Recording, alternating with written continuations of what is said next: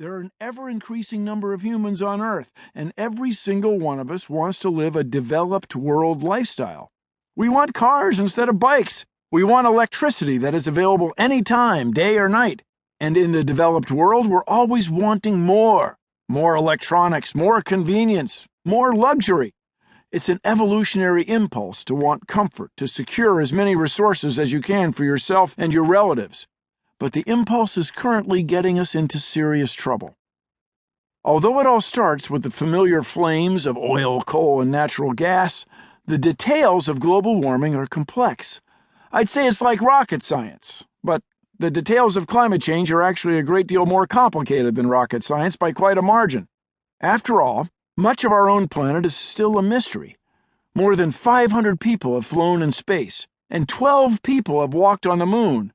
But only 3 humans in history have been to the bottom of the ocean.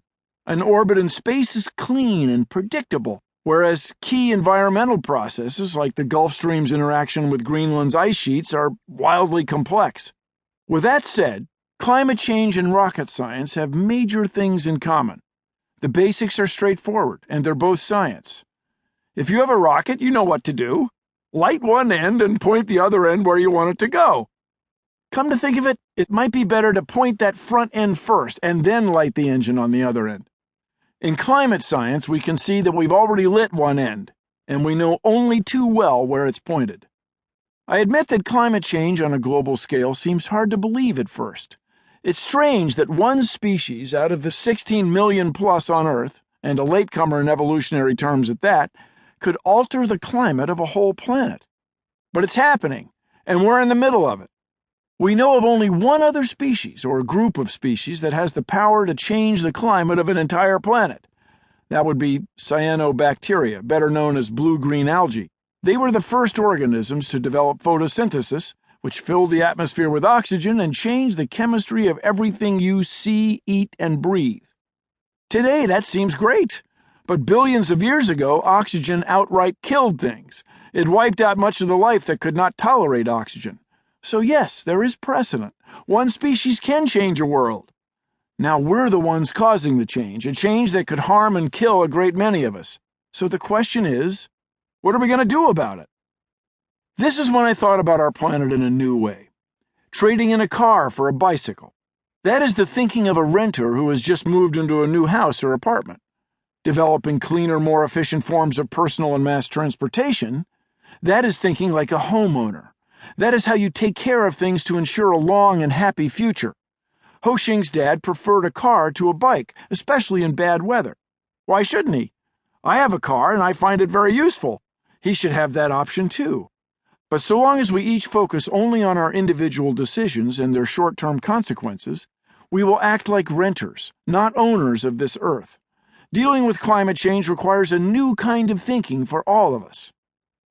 Countless poems, songs, plays, and movies have been written in which the arc of the story shows how love transforms a house into a home. After a few days of backpacking, you might think of your tent as your home. But you would not generally think of your tent the way you do a bricks and mortar or lumber and siding house. When it comes to your permanent house, you think constantly about its assets and its liabilities, the better to protect it and maintain it. The roof is leaking, you repair it. The hot water is not hot, you call a plumber. Should you repaint the outside? Can you do the job yourself or should you hire someone? Can you afford to replace your old windows with better double-pane windows? Does your house look good from the street? Is that important? Should you spend money on insulation? And on and on. Your house is your home. It is almost an extension of you, and its well-being is integral to your well-being. Earth similarly needs our constant attention. We have an atmosphere, an ocean, jungles, deserts, farmland, and cities. Each of these places needs our watchfulness. We have to be careful about what we dump into the atmosphere because we all breathe and share the same air. We all rely on the same atmosphere for protection. The argument applies equally to our water and land. Some ecosystems are best left alone, but at this stage, most of them need our considered maintenance. How we treat the planet is up to us. We can grow our crops thoughtlessly, or do it in ways that cause little environmental harm. Can we farm with less energy? Can we farm in ways that even contribute to the well-being of the planet?